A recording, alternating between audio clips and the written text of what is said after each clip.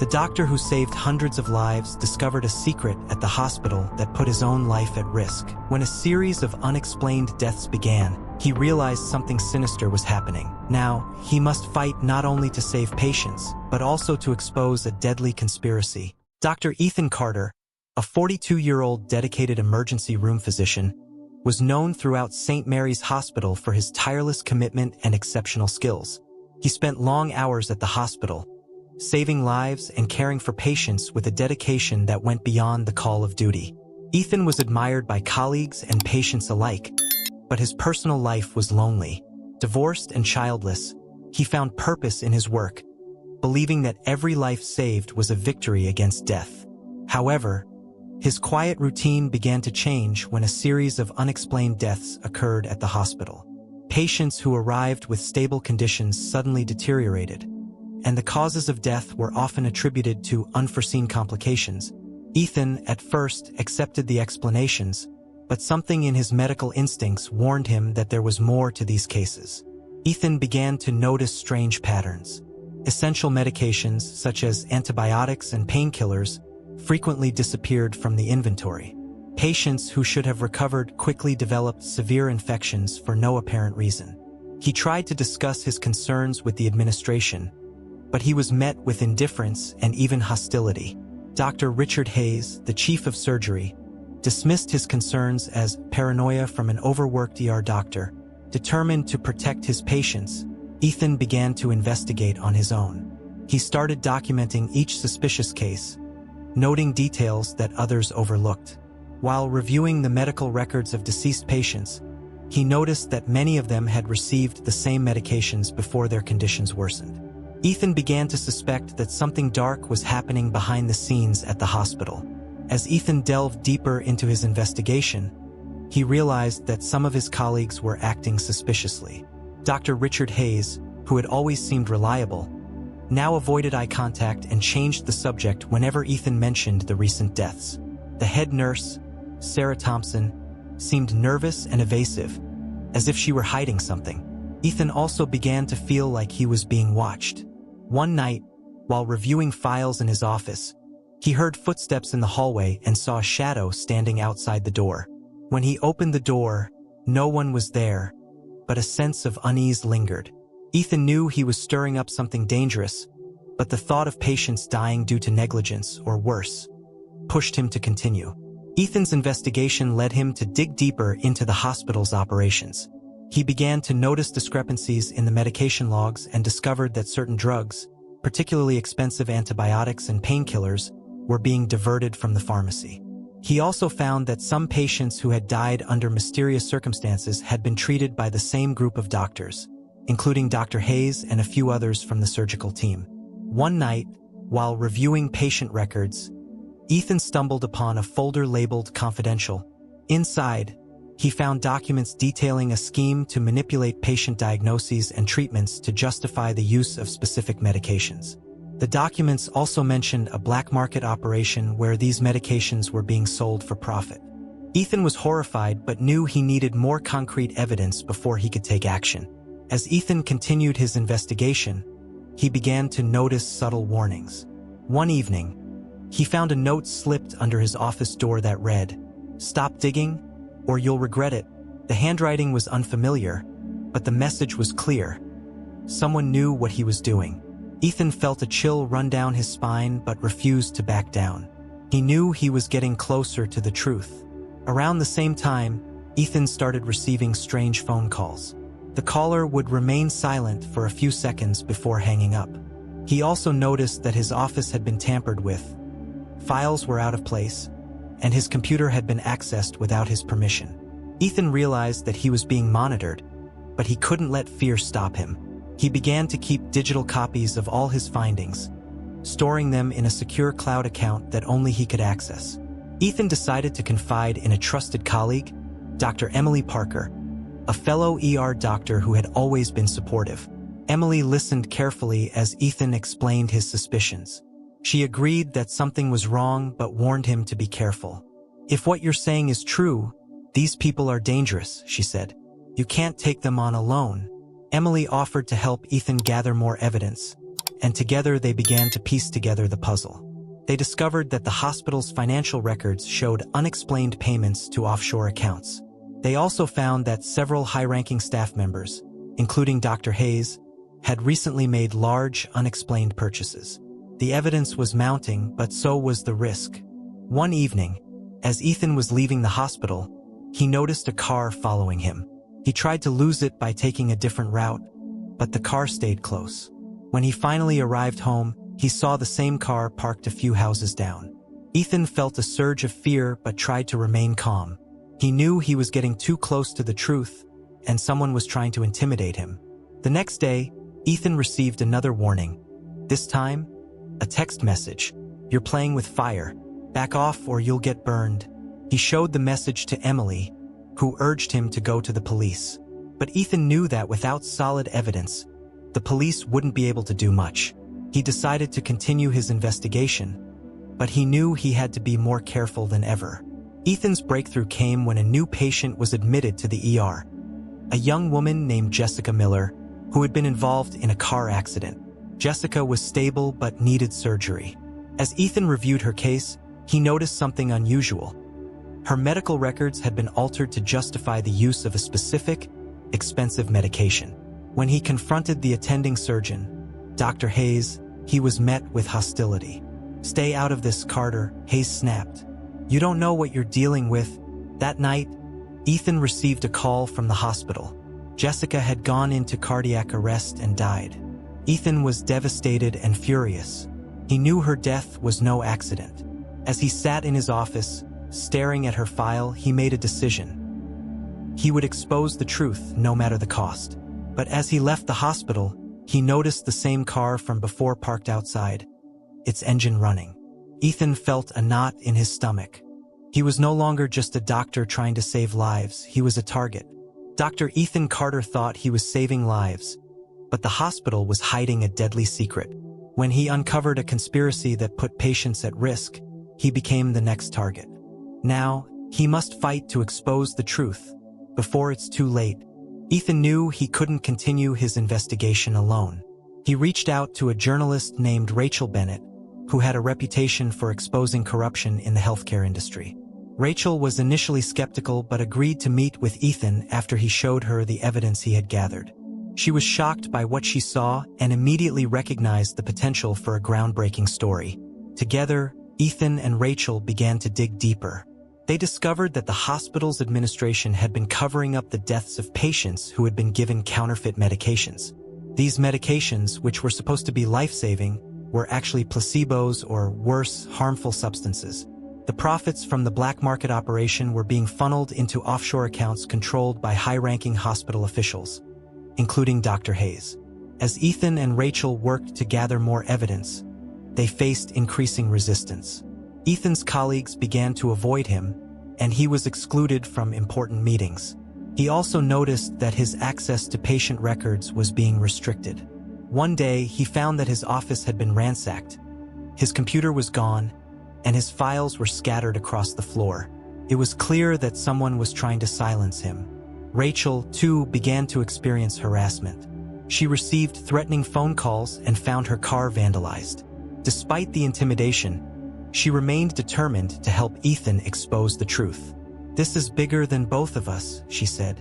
"We can't let them get away with this." The breakthrough came when Ethan received an anonymous tip. The tipster, who claimed to be a former hospital employee, provided Ethan with a USB drive containing detailed financial records and emails that implicated Dr. Hayes and several other high-ranking officials in the black market operation.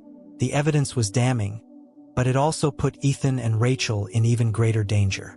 As they reviewed the files, they discovered that the operation extended beyond the hospital.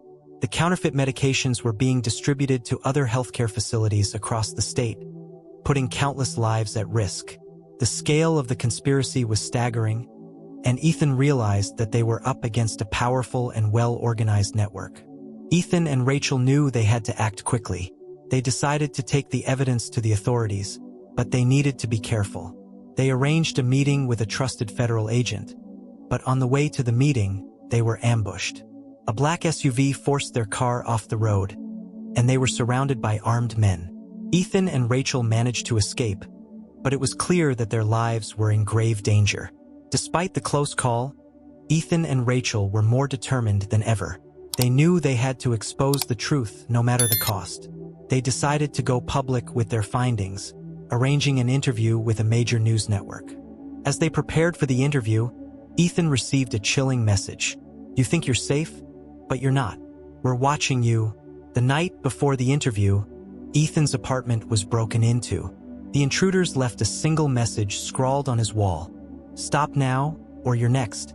Ethan knew the stakes were higher than ever, but he also knew he couldn't back down. As he and Rachel arrived at the news station, they noticed a suspicious car parked outside. Ethan felt a surge of adrenaline. This was it, the moment of truth. But as they stepped out of the car, they were surrounded by men in black suits. The leader of the group stepped forward and said, "Dr. Carter, you've made a big mistake." Dr. Ethan Carter uncovered a conspiracy that put patients at risk, but exposing the truth came with a price. When he and journalist Rachel Bennett went public, they became targets. Now they must fight to survive, and to bring the guilty to justice. Ethan and Rachel were taken to a secluded warehouse, where they were confronted by Dr. Richard Hayes and a group of armed men. Hayes, no longer the composed chief of surgery, was visibly agitated. "You just couldn't leave it alone, could you, Carter?" he sneered. "You had to play the hero." Ethan stood his ground, refusing to be intimidated. "This isn't about being a hero," he replied. "It's about doing what's right. You're putting lives at risk for profit. How can you live with yourself?" Hayes laughed bitterly. "You think you're so noble, but you have no idea how the world works. This operation funds everything: research, equipment, even your salary. Without it, the hospital would collapse." Rachel stepped forward, holding up the USB drive. "We have all the evidence we need to expose you." "Sover, Hayes." Hayes's expression darkened. "You really think you can stop us? You're just two people against an entire network. You're out of your depth." As Hayes ranted, Ethan noticed a familiar face among the armed men. Sarah Thompson, the head nurse. She looked conflicted, her eyes darting between Ethan and Hayes. Ethan realized that she might be their only chance to escape. He caught her eye and mouthed, "Help us." Sarah hesitated, then subtly nodded. She stepped forward and whispered something to Hayes, distracting him for a moment. In that brief window, Ethan and Rachel made a break for the door. Chaos erupted as Hayes shouted orders, but Sarah had already disabled the security system, allowing Ethan and Rachel to escape. As they ran through the dark streets, Ethan realized the full extent of the conspiracy. The network wasn't just limited to the hospital. It involved high-ranking officials, law enforcement, and even politicians. They were up against a powerful and well-organized criminal enterprise. Ethan and Rachel found temporary refuge in a safe house provided by a trusted contact. As they caught their breath, Ethan felt a wave of doubt. "What if we can't stop them?" he asked Rachel. "What if we're just two people against an unstoppable force?" Rachel placed a hand on his shoulder. "We have the truth on our side," she said, "and the truth is powerful. We can't let fear stop us now." Ethan nodded, but the weight of the situation was overwhelming. He thought about all the patients who had died because of the counterfeit medications, all the lives that had been destroyed. He knew he couldn't give up, no matter the cost. With renewed determination, Ethan and Rachel finalized their plan. They would release the evidence to the public, bypassing the compromised authorities. They contacted a major news network and arranged for a live broadcast. As the cameras rolled, Ethan and Rachel laid out the entire conspiracy, revealing the names of those involved and the extent of the operation. The broadcast sent shockwaves through the community. Protests erupted outside the hospital, and the authorities were forced to take action. Dr. Hayes and several other high-ranking officials were arrested, and the hospital was placed under federal investigation. Ethan and Rachel watched as the news spread, knowing that they had made a difference. But the fight wasn't over. The network was vast, and many of its members were still at large. Ethan knew that he would have to remain vigilant, but for the first time in a long time, he felt a sense of hope. Dr. Ethan Carter and journalist Rachel Bennett exposed a deadly conspiracy, but the fight isn't over. With the truth revealed, They must now face the consequences. Will they survive long enough to see justice served? In the weeks following the explosive revelation, Ethan found himself at the center of a media storm. He was hailed as a hero by many, but the toll of the ordeal was evident. The constant threats, the loss of colleagues he once trusted, and the weight of the lives lost haunted him. Yet, amidst the chaos, Ethan felt a renewed sense of purpose. He had always believed in the sanctity of life, but now he understood that fighting for justice was just as important as saving lives in the ER. Rachel's story had gone viral, sparking nationwide outrage and calls for reform in the healthcare system. The federal investigation expanded, uncovering more layers of the conspiracy. Hospitals across the country began auditing their medication supplies, and new regulations were proposed to prevent similar schemes in the future. Ethan knew it was just the beginning, but it was a step in the right direction. One evening, as Ethan sat in his modest apartment, he received a call from Sarah Thompson, the head nurse who had helped him escape. She had turned state's witness, providing crucial information that led to more arrests. "I couldn't live with myself anymore," she confessed. "What we were doing, it was wrong. I just wanted to make things right." Ethan thanked her, knowing how difficult it must have been for her to come forward. He realized that change often required sacrifice, and he was grateful for the allies he had found along the way. Ethan's journey became a symbol of courage and integrity. He was invited to speak at conferences and universities, sharing his story and advocating for transparency in healthcare. His message was simple but powerful. We all have a responsibility to protect those who cannot protect themselves. Sometimes that means standing up to powerful forces, even when it feels impossible. Rachel continued her work as an investigative journalist, determined to expose corruption wherever she found it. She and Ethan remained close, their bond forged in the fires of adversity. Together, they became a formidable team, dedicated to fighting for justice and accountability. Ethan also reconnected with his ex-wife, who had followed his story closely. They began to rebuild their relationship, finding solace in each other's company. For the first time in years, Ethan felt a sense of balance in his life. He had always been driven by his work, but now he understood the importance of connection and support. As Ethan stood on the stage at a national healthcare conference, he looked out at the audience. Doctors, nurses, administrators, and patients. He took a deep breath and began his speech. "We entered this profession to heal, to save lives, and to make a difference. But healing isn't just about treating illnesses.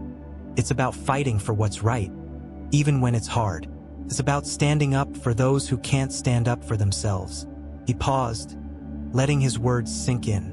What happened at St. Mary's Hospital was a betrayal of everything we stand for. But it also showed us the power of truth and the strength of those who refuse to look away. We have the power to change the system to make it better. And it starts with each of us.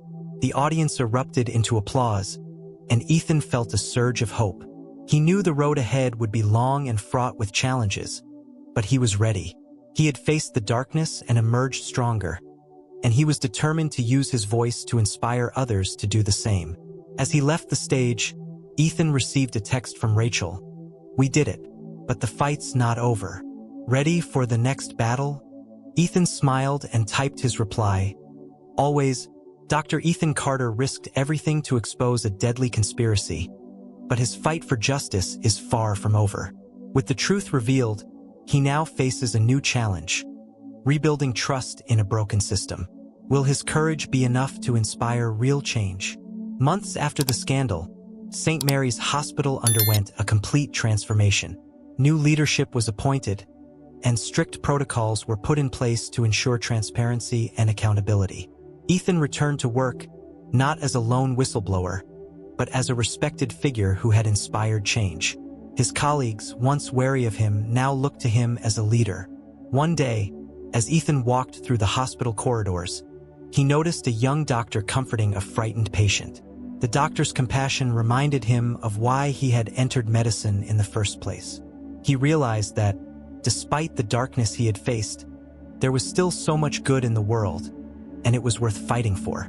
Rachel's investigative work continued to make waves, and she was nominated for several prestigious journalism awards. She and Ethan remained close, their partnership a testament to the power of collaboration and courage. Together, they had shown that even in the face of overwhelming odds, the truth could prevail. Ethan also reconnected with his ex-wife, and they began to rebuild their relationship. For the first time in years, Ethan felt a sense of peace. He had always been driven by his work, but now he understood the importance of balance and connection. As he stood on the hospital rooftop one evening, watching the sunset, Ethan reflected on his journey. He had faced unimaginable challenges, but he had emerged stronger and more determined than ever. He knew that the fight for justice was never truly over, but he was ready to face whatever came next. The story of Dr. Ethan Carter became a beacon of hope, a reminder that one person's courage could inspire change. And as he looked out at the city skyline, Ethan knew that his work was just beginning. Dr. Ethan Carter's fight for justice transformed a hospital and himself.